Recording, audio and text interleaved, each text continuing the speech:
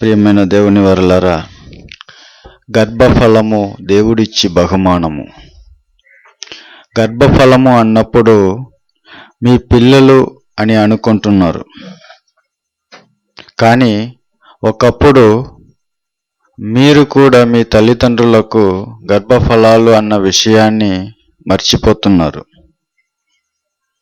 తల్లి గర్భములో నుండి ఈ శరీరాన్ని తెచ్చుకొని పుడుతున్న ప్రతి ఒక్కరిని చూసి దేవుడు అంటున్న మాట వినడానికి చాలా బాధగా ఉంటున్న మాట. ఆ మాటే నీవు పుట్టని ఎడల మేలు, నీవు పుట్టని ఎడల మేలు. ఈరోజు మన అంశం నీవు పుట్టని ఎడల మేలు. ప్రియమైన దేవుని వారలారా, ప్రతి మానవుడు మహాదేవుని ప్రతిరూపం. శరీరమును భూమి మీద ధరించుకొని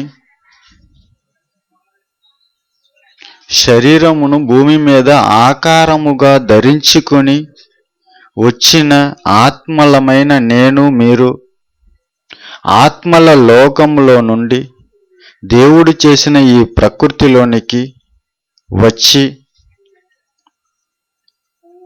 ఈ ప్రపంచంలో ఈ ఆకారంలో అధ్యక్షతలు వహించి మన తరము వారైన సమాజానికి అనగా మన సహోదరులకు ఒకే తండ్రి పిల్లలమైన మన చుట్టూ ఉన్న వారికి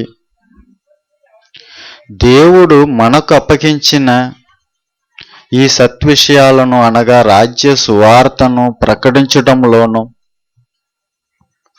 వారిని కూడా ప్రకటించేవారుగా చేసే బాధ్యత మన అందరి మీద ఉంది. ఈ భూమి మీద ఈ శరీరానికి ఉన్న చిన్న కాలం, ఆయుష్ కాలం ముగిసిన తరువాత తనువును చాలించి శరీరాన్ని విడిచిపెట్టిన తరువాత ఆత్మలమైన మనం తండ్రి యొద్దకు వెళ్ళుటకు సిద్ధపడాలి.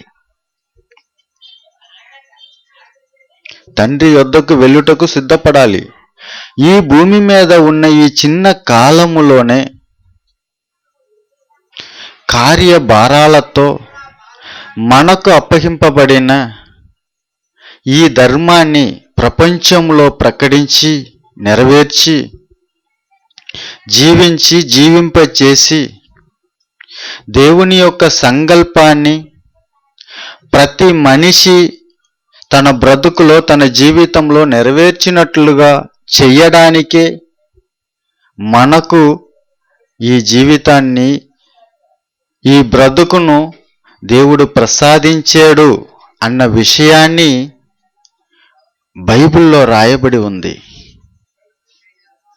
ఒకసారి మన బైబిల్లోనికి వెళ్ళి చూస్తే ఆలోచించగలిగితే ఆ మాట మనకు అర్థమవుతుంది.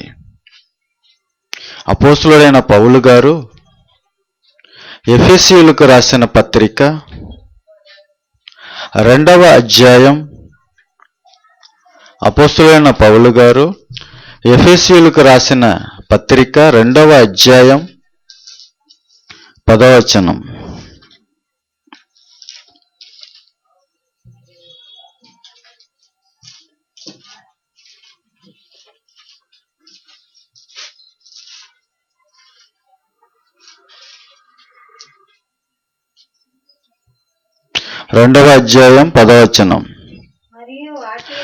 మరియు వాటి యందు మనము నడుచుకొనవలెనని దేవుడు ముందుగా సిద్ధపరచిన సత్క్రియలు చేయుటకై మనము క్రీస్తు యేసునందు సృష్టింపబడిన వారమై ఆయన చేసిన పని అయి ఉన్నాము.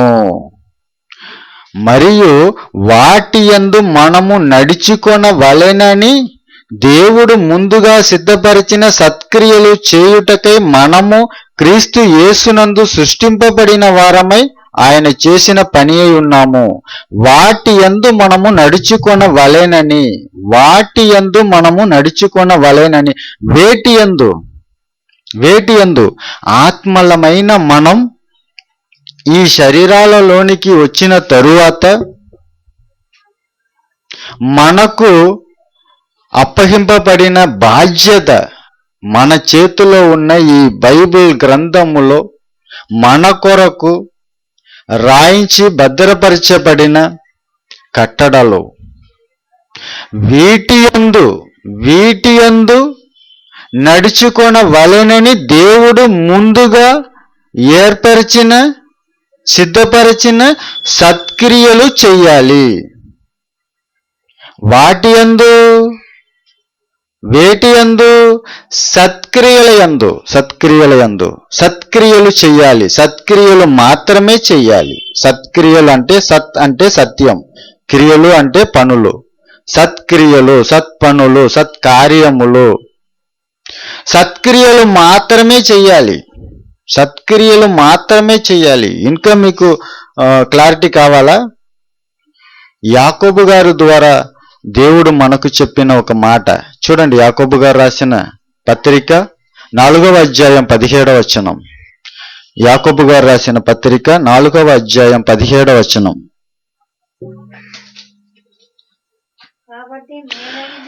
కాబట్టి మేలైనది చేయనెరిగియు అలాగూ చేయని వానికి పాపము కలుగును. మేలైనది సత్క్రియలు, మేలైనది సత్క్రియలు చేయనెరిగియు సత్క్రియలు చేయని వానికి పాపము కలుగును. ఇలాంటి వారు పుట్టని ఎడల మేలు అంటున్నాడు దేవుడు.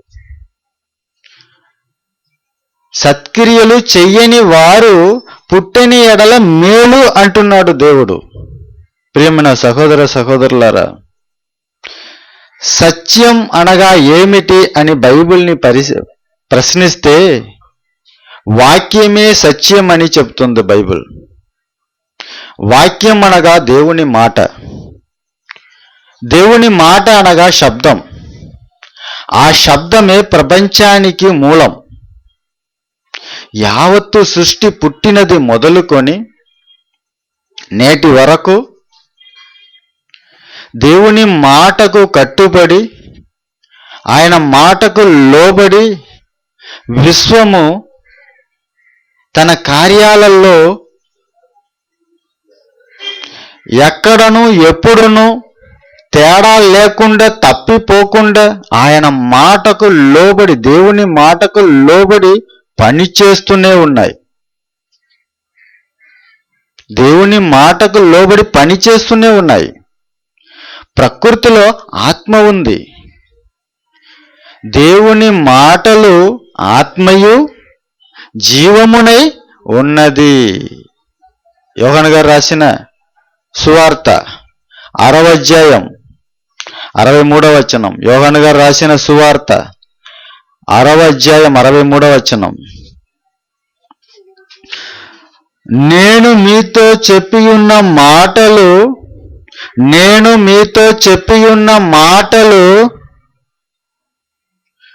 ఆత్మయు జీవమునై ఉన్నది.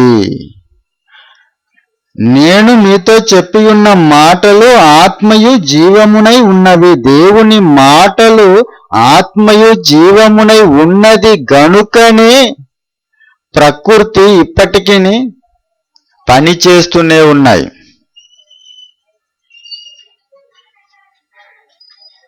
ఒక ఉదాహరణ చెప్తున్నాను. ప్రతిరోజు మనం అనుభవిస్తున్న సూర్యగోళం శాస్త్రవేత్త అంచనాల ప్రకారము సూర్యుడు పుట్టి 1500 కోట్ల సంవత్సరం అయింది అని అంటున్నారు. వారి మాటను బట్టి ఈ 1500 కోట్ల సంవత్సరాల కాలములో వెలుగులో గాని, వేడిలో గాని, భ్రమణంలో గాని, పరిభ్రమణంలో గాని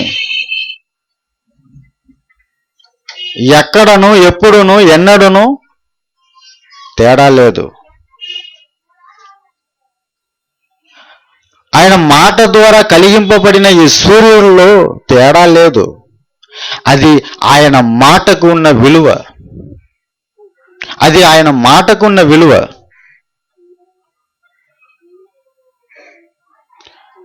దేని కొరకు ఈ సూర్యగోళాన్ని దేవుడు సృష్టించాడో ఆ పనిలోనే అది ఉంది. అది ఇప్పటికిని ఎప్పటికిని మండుతూనే ఉండాలి, వెలగాలి, ప్రకాశించాలి. ఎవరి కోసం? మీకోసం, నా కోసం. అలాంటి ప్రకృతి అనగా దేవుని మాటకు లోబడి పనిచేస్తున్న ఈ విశ్వాన్ని గూర్చి మనం ఆలోచిస్తున్నప్పుడు ఎంతో ఆశ్చర్యాన్ని కలిగిస్తుంది. అలాగే మనం అందరం కూడా మనలను కన్న తండ్రి అయిన ఆ దేవుని మాటకు లోబడి బ్రతకాలి. బ్రతుకుతున్నామా అని ప్రశ్నిస్తే వెంటనే వచ్చే జవాబు లేదు. వెంటనే వచ్చే జవాబు లేదు. ఆయన మాటకు కట్టుబడి, ఆయన మాటకు లోబడి ప్రకృతి అంతా పనిచేస్తున్నాయి, కానీ మనిషి లేదు, ఆయన మాటకు లోబడలేదు. ఈజీగా చెప్పొచ్చు లేదని.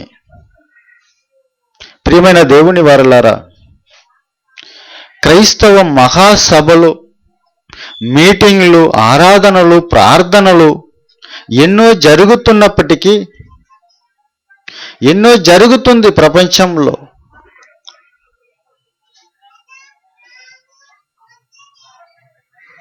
వాక్యం చెబుతున్నారు, వాక్యం వింటున్నారు. మొత్తానికి 250 కోట్ల మంది క్రైస్తవులు ఉన్నారు. క్రైస్తవులు అంటే క్రీస్తుని ధరించుకున్న వారని అర్థం. ఈ క్రైస్తవులు ఇన్ని కార్యక్రమాలు జరుగుతున్నప్పటికీ క్రీస్తులా మారేరా? క్రీస్తులా మారేరా? సత్క్రియలు చేయవలసిన క్రైస్తవులు సత్క్రియలు చేయడము లేదు.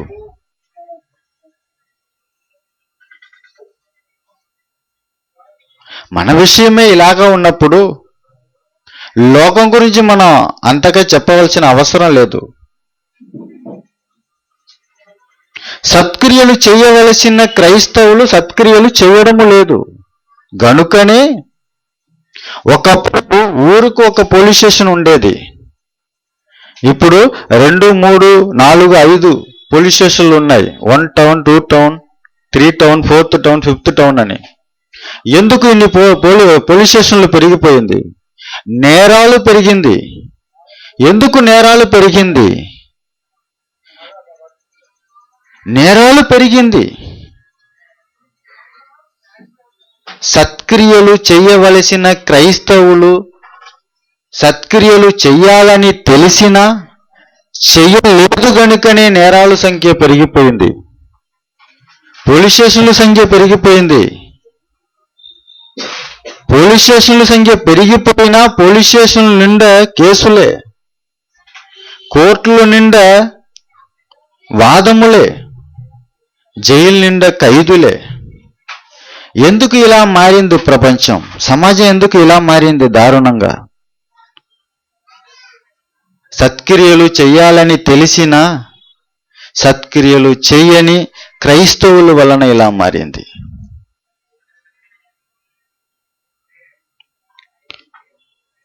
యోహాను గారు రాసిన మొదటి పత్రిక 3వ అధ్యాయం 16వ వచనం. యోహాను గారు రాసిన మొదటి పత్రిక 3వ అధ్యాయం 16వ వచనం. ఆయన మన నిమిత్తము తన ప్రాణము పెట్టెను గనుక దీని వలన ప్రేమ ఎట్టిదని తెలుసుకొనుచున్నాము. మనము కూడా సహోదరుల నిమిత్తము మన ప్రాణములు పెట్టబద్దులమై ఉన్నాము. మనం కూడా మన సహోదరుల నిమిత్తము మన ప్రాణములు పెట్టబద్దులమై ఉన్నాము. ప్రాణం పెట్టవలసిన క్రైస్తవులు ప్రాణం పెడుతున్నారా, తీస్తున్నారా?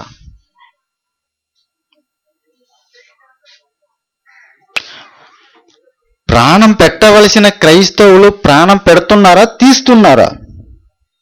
ఈరోజు టీవీ న్యూస్లో మనం చూస్తే నేరాలు ఘోరాలు చేసేవారు సంఖ్య లిస్టులు చెప్తున్నారు. ఆ లిస్టులో క్రైస్తవుల పేర్లు కనపడుతుంది, క్రైస్తవుల పేర్లు వినిపిస్తుంది. నిన్ను వలె నీ పొరుగు వాణిని ప్రేమించు అన్నాడు ప్రభు. పొరుగు వాణిని ప్రేమించవలసిన క్రైస్తవులు ప్రేమిస్తున్నారా, ద్వేషిస్తున్నారా? పొరుగు వాణిని ప్రేమించు అన్నాడు. ప్రేమించవలసిన క్రైస్తవులు దోచుకుంటున్నారా, మోసం చేస్తున్నారా? మరి చూస్తున్న ఈ భక్తి ప్రవాహము కానీ, వింటున్న దేవుని మాటలు కానీ వారి బ్రతుకును మార్చడం లేదా? వారి బ్రతుకును మార్చడం లేదా? ఆలోచించండి ప్రియమైన సహోదర సహోదరులారా. ఈ రోజులో గుడుల సంఖ్య పెరుగుతుంది, భక్తుల సంఖ్య కూడా పెరుగుతుంది, నేరాల సంఖ్య కూడా పెరుగుతూనే ఉన్నాయి. ఎవరి ఈ భక్తులు, ఎవరి ఈ నేరస్తులు? దీనికి నిజమైన సమాధానం నేను చెప్తే మీరు ఆశ్చర్యపోతారు. ఎవరి ఈ భక్తులు, ఎవరి ఈ నేరస్తులు?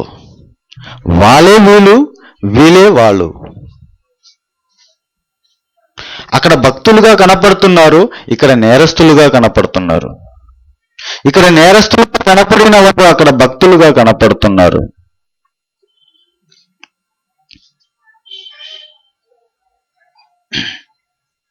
మార్పు లేదు, ఇది వాస్తవం.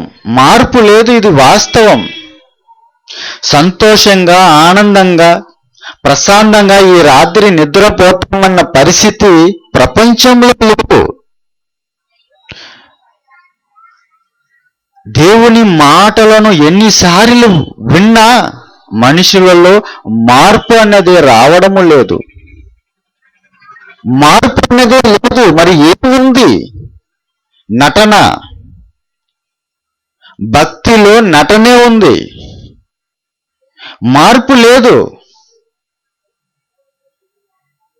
వచ్చాము, విన్నాము, వెళ్ళిపోయాము.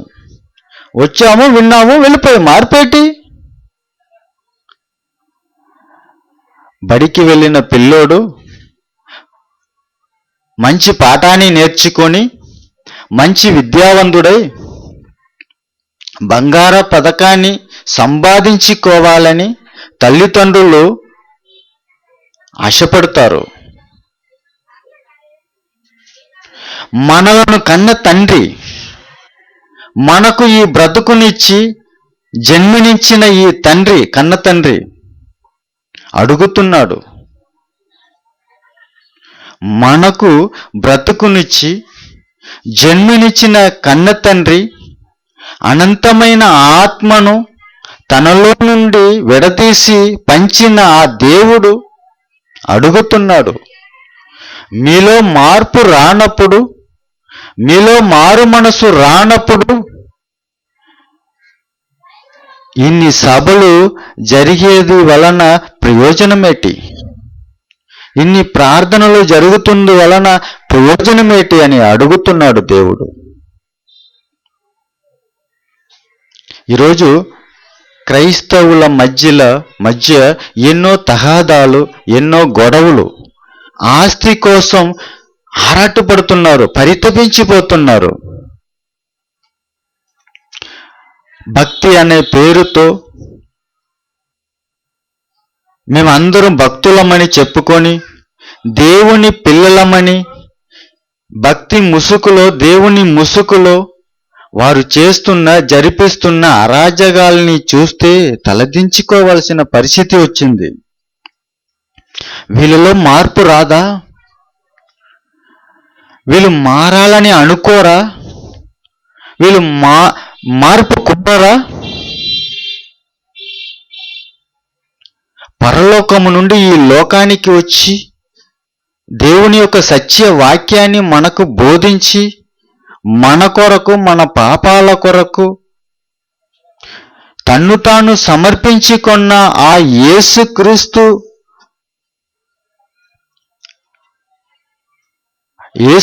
వారిని నామాన్ని ధరించుకొని క్రైస్తవులని చెప్పుకుంటున్న వారులారా, మాట మాటకు కరుణామయుడు, దయామయుడు, ప్రేమామయుడు అని చెప్పుకుంటున్న వారులారా, ఎక్కడ ఉంది కరుణ? ఎక్కడ ఉంది దయ? ఎక్కడ ఉంది ప్రేమ? చూపించండి ఈ మూడును. ప్రియమైన దేవుని వారులారా, ప్రకృతిలో మన శరీరం చాలా చిన్న ఆయుష్కాలం కలిగినది. ఈ సృష్టిలో వేలాది సంవత్సరాలు బ్రతికే మహావృక్షములు ఉన్నాయి. సముద్రాలలో వందలాది సంవత్సరాలు బ్రతికే జలరాశులు ఉన్నాయి. వాటి వలన ఏ ఒక్కరికి నష్టము లేదు. వాటి వలన లాభమేనండి. వాటిలో ఈ అసూయ ఉందా? లేదు. మరి ఏముంది? త్యాగం ఉంది. వాటిలో త్యాగం ఉంది. కానీ వాటిని ఏలవలసిన శ్రేష్టమైన జన్మను పొందిన మనుషులు, ఈ మనిషికి ఒకరిని చూస్తే మరొకరికి భయం. ఎందుకలా? ఎప్పుడు ఏం చేస్తాడో అని, భయం. పెద్దలు ఒక మాట అంటుంటారు, తేలుకు తోకల్లో విషం, పాముకు తలకాయలో విషం, కానీ మనుషులకు ఒళ్ళంత విషం అంటారు.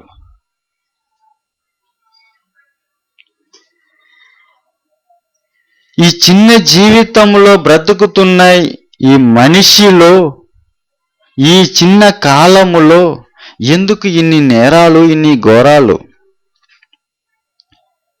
మన కోసం ప్రకృతి అంతటిని కలిగించి మనము కావాలని జగత్తు పునాది వేయబడక మునిపే మనలను ఏర్పరచుకొని ఈ అందమైన ఈ ప్రకృతిలో ప్రవేశపెట్టిన మన కన్నతండ్రి అయిన దేవునికి మన చూపిస్తున్న ప్రేమ ఇదేనా? అడుగుతున్నాడు దేవుడు. మన ప్రేమ ఎంత అని అడుగుతున్నాడు.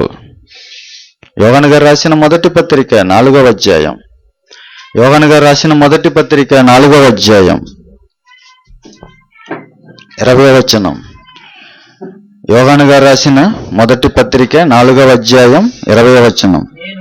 ఎవడైనను నేను దేవుణ్ణి ప్రేమించుచున్నానని చెప్పి తన సహోదరుని ద్వేషించిన ఎడల అతడు అబద్ధికుడగును.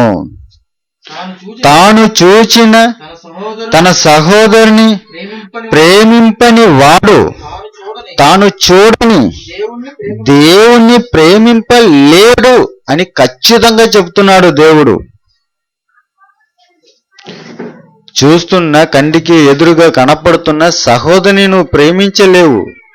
చూడని నన్ను ఎలా ప్రేమిస్తావు? నువ్వు నన్ను ప్రేమించలేడు అంటున్నాడు దేవుడు. దేవుడు అంటే, ఆయన వాక్యం అంటే భయము లేక, ప్రేమ లేక బ్రతుకుతున్నారు మనుష్యులు, ఈవెన్ క్రైస్తవులు.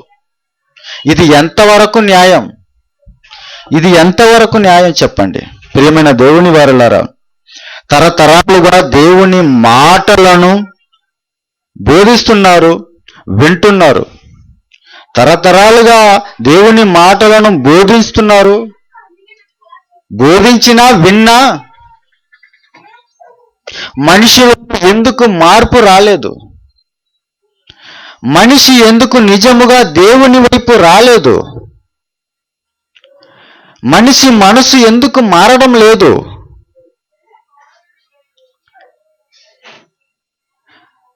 దేవుని కోసం తన్ను తాను సజీవ యాగముగా అర్పించి కొనలేదు కాబట్టి మార్పు రాలేదు. మనిషి మారడం లేదు. ఎప్పుడు మారుతాడు మనిషి?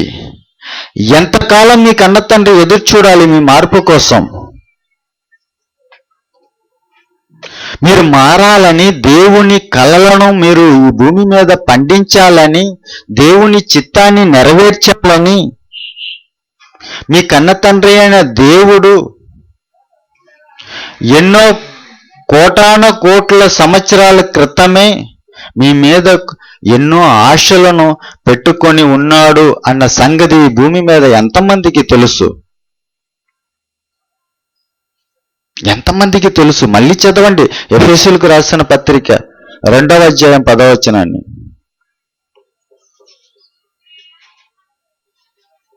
ఎఫెసీయులకు రాసిన పత్రిక 2వ అధ్యాయం 10వ వచనం. మరియు వాటి యందు మనము నడుచుకొన వలెనని దేవుడు ముందుగా సిద్ధపరిచిన సత్క్రియలు చేయుటకై మనము క్రీస్తు యేసునందు సృష్టింపబడిన వారమై ఆయన చేసిన పని ఉన్నాము. సత్క్రియలు చేయాలి. మనం దేవుని పని చేయాలి. సత్క్రియలు మాత్రమే చేయాలి. సత్క్రియలు చేయడానికి మనము క్రీస్తు యేసునందు సృష్టింపబడిన వారముగా ఉన్నాం. క్రీస్తు యేసునందు సృష్టింపబడిన వారం, నూతనంగా జన్మించిన వారం. దేని కొరకు? సత్క్రియలు చేయడానికి కొరకు. సత్క్రియలు, దేవుని పనులు. ఒక కాకి చచ్చిపోయి రోడ్లో పడి ఉంటే ఆ పక్కన ఆ ప్రాంతంలో ఉన్న వందలాది కాకులు ఆ చచ్చిపోయిన కాకి దగ్గరికి వచ్చి కావు కావు అని అరుస్తుంది. ఆ కాకికి ఉన్న ఆ ఆలోచన, దానికి ఉన్న ఆ ప్రేమ క్రైస్తవులలో ఉందా? మనుషులలో ఉందా? ఉందా? ఈరోజు ప్రపంచంలో ఎంతో మంది బ్రతికి ఉన్నా పాపములో చచ్చిపోయి సమాధిలో శవముగా ఉన్నట్టుగా బ్రతుకుతున్నారు. వారిని కాపాడడానికి దేవుడు నీకిచ్చిన సత్య వాక్యాన్ని, రాజ్య సువార్తని ప్రకటిస్తున్నారా? చెబుతున్నారా? ఆలోచించండి. చెబుతున్నారా మీరు? ఇతరులకు సత్య వాక్యాన్ని బోధించి వారిని కాపాడే కారకులుగా మీరు ఉన్నారా? వారికి వాక్యం చెప్పేవారుగా మీరు ఉన్నారా? సత్క్రియలు చేసేవారుగా ఉన్నారా? సత్క్రియలు చేస్తున్నారా? చెయ్యాలని తెలుసా?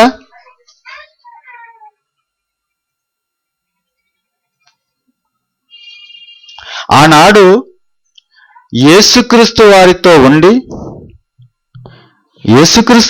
ఉండి ఆయనతో జీవించి ఆయన చేసిన ఎన్నో మహత్కారాలను చూసి, ఆయన చేసిన ఎన్నో ప్రసంగాలను విని,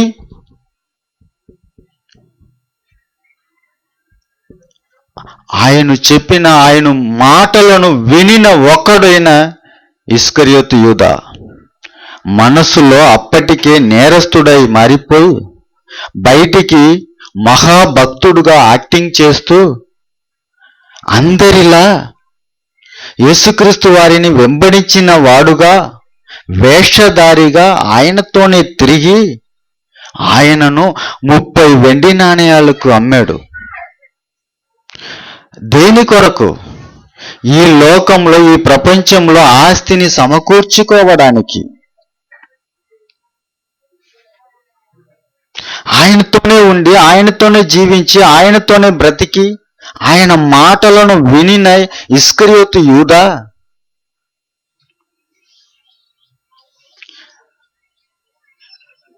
నిత్య జీవాని కోసం ఆలోచించలేదు, పరలోక రాజ్యం కోసం ఆలోచించలేదు, నిత్య జీవము కోసం పని చేయలేదు.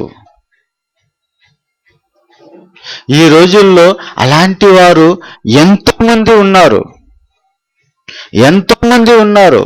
వాక్యం తెలిసిన, వాక్యాన్ని నేర్చుకున్న, దేవుణ్ణి తెలిసిన, దేవుళ్ళలోనికి వచ్చిన లోకాన్ని ఎంతో ప్రేమిస్తున్నారు.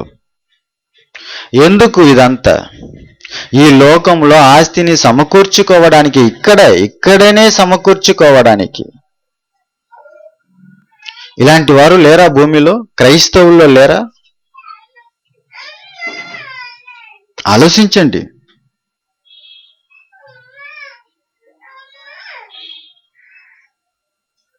ప్రియమైన దేవుని వారలారా, ప్రకృతి దేవుడు చెప్పిన పనిని చేస్తుంది. ప్రకృతి దేవుడు చేసిన పనిని చేస్తుంది, మనిషి చేయడం లేదు. మనిషి దేవుని మాటకు లోపడడం లేదు. ఏమండి?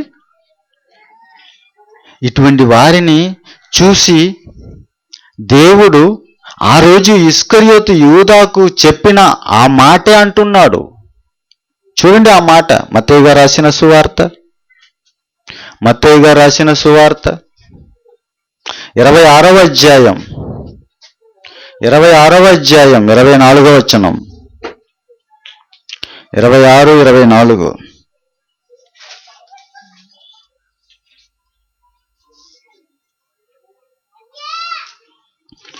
మనుష్య కుమారుని కూర్చి వ్రాయబడిన ప్రకారము ఆయన పోచున్నాడు, కానీ ఎవని చేత మనుష్య కుమారుడు అప్పగింపబడుచున్నాడో ఆ మనుషునికి శ్రమ.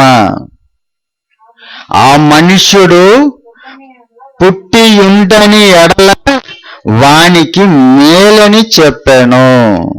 అలాంటి వారు పుట్టక ఉంటే మేలు అంటున్నాడు ప్రభు. అలాంటి వారు పుట్టక ఉంటే మేలు అంటున్నాడు ప్రభు. పుట్టని ఎడల మేలు.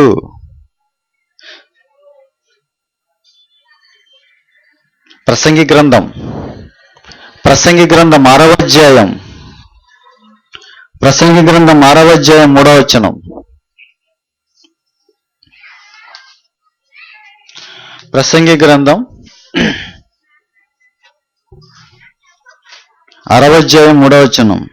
ఒకడు 100 మంది పిల్లలను కని దీర్ఘాయుష్మంతుడై చిరకాలము జీవించినను అతడు సుఖానుభావము నెరుగకయు తగిన రీతిని సమాధి చేయబడకయు నుండిన ఎడల వాని గతి కంటే పడిపోయిన పిండము యొక్క గతి మేలని నేను అనుకొనుచున్నాను. 100 మంది పిల్లలట. 100 మంది పిల్లలు ఉన్నా ఏం ప్రయోజనం? సుఖజీవము లేదు. చివరికి సమాధి కూడా లేదు. మున్సిపాలిటీ వాళ్ళు తీసుకెళ్లి పడేసినట్టు ఉంది.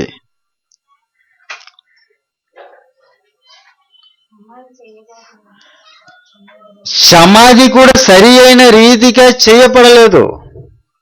అలా ఉన్నాడు వాడు, బ్రతుకు అలాగ ఉంది. 100 మంది పిల్లలు ఉన్నా ఏం ప్రయోజనం? అలాంటి వాడు గది, అలాంటి వాడి గది కంటే పడిపోయిన పిండము యొక్క గది మేలని చెప్పుచున్నాను అంటున్నాడు. పడిపోయిన పిండము, రాలిపోయిన పిండము గది మేలు అంటున్నాడు. యోబు గ్రంథం 3వ అధ్యాయం 16వ వచనం. యోబు గ్రంథం 3వ అధ్యాయం 16వ వచనం.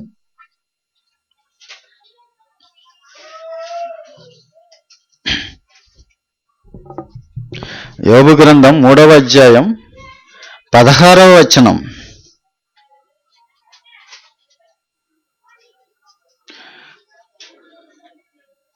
అకాల సంభవమై కండపడకయున్న పిండము వంటి వాడని లేకపోయి యుందును.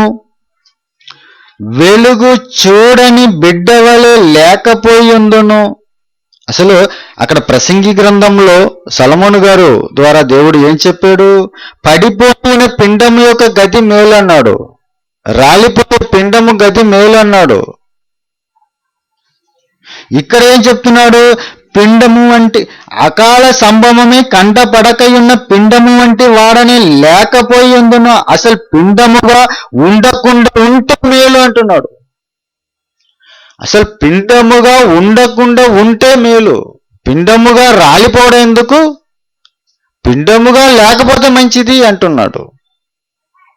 పిండముగా ఉండి తల్లి గర్భంలోనికి వచ్చి శరీరాన్ని తెచ్చుకొని ఈ లోకానికి వచ్చి పాపాలు చేసి దేవుణ్ణి ఎరుగక, దేవుణ్ణి తెలుసుకోక నరకానికి వెళ్ళిపోవడం కంటే పుట్టని ఎడల మేలు, పుట్టని ఎడల మేలు అంటున్నాడు దేవుడు. ఇలాంటి వారు పుట్టని ఎడల మేలు. పుట్టి ఈ లోకంలో పాపము చేసి నరకానికి పుట్టి అక్కడ ఎందుకు యాతన పడాలి? అలా పుట్టకుండా పడిపోతే, రాలిపోతే, పిండముగా రాలిపోతే మంచిది, నేను విశ్రాంతికి వెళ్ళిపోతాను అంటున్నాడు. ఏది విశ్రాంతి? ఏది? ఎక్కడ విశ్రాంతి? నెమ్మది పొందే స్థలం, పరదేశు. నెమ్మది పొందే స్థలంలో విశ్రాంతి, అక్కడికి వెళ్ళిపోతాం అంటున్నాడు. ఏమండి?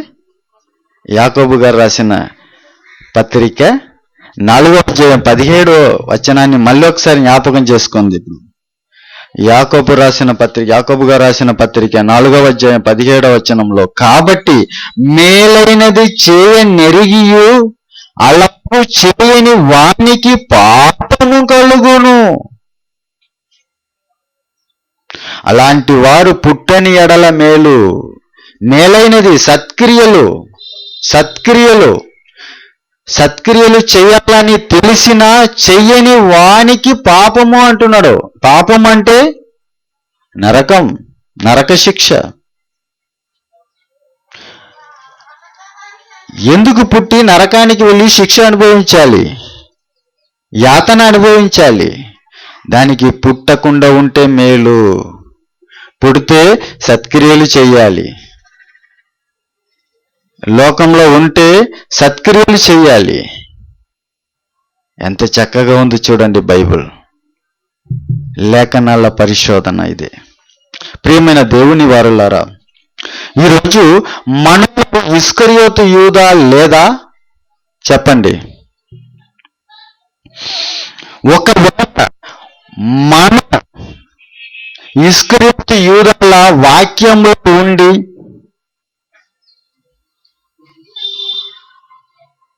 సత్క్రియలు చేయకుండా ఉన్నామో ఏమో,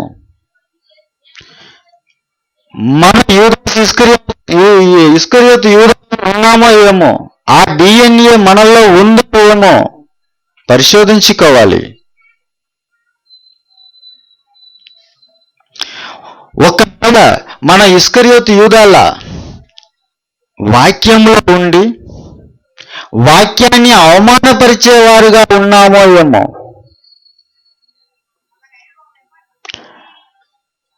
తన్ను తాను సజీవ యాగముగా దేవునికి అర్పించకుండా లోకానికి అర్పిస్తున్న వారుగా ఉన్నామో ఏమో మిమ్మల్ని మీరే పరిశోధించుకోండి.